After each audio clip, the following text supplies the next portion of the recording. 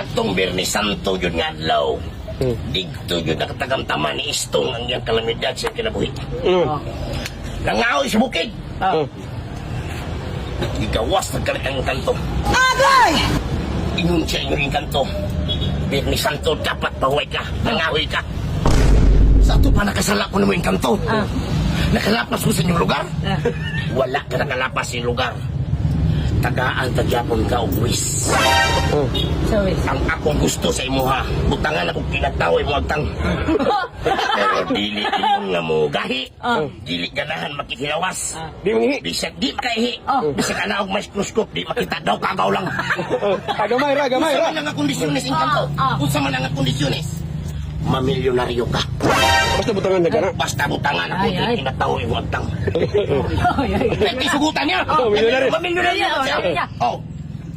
Adto sa Siskuan, purong-purong na siya. Murag Ilyas, mo si Ilyas. Liwas na sa Birnis Santo, Sabado, purong-purong na siya. Murag si Ilyas Wala lagi. si Ilyas. Ana-ana na yung tunada dito, panaana na siya. Pero, pangutana sa siyang amigo. Pre, unsam na imong purong. Pura naman ka si Ilyas. Ang kondisyon sa engkanto, pre. Pirtin akong pagmahal. Gamay ra man ka. Kamay ang gibutang ng milyonario ko. Ah. Pagtanggal ako sa purong, pre, ang itlog itabon sa akong mata.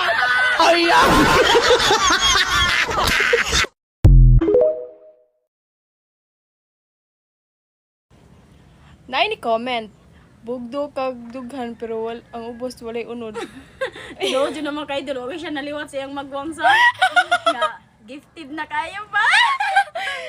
Salig kay hadol nga bugdo kay na oh. Oh? Kita mo ato? Yeah, magpasok-sok Pantay inyo na hanang i-screenshot ha. Pwede ka muna lay pabugna sa iya. Pwede dol sige na ba hangyo na ni.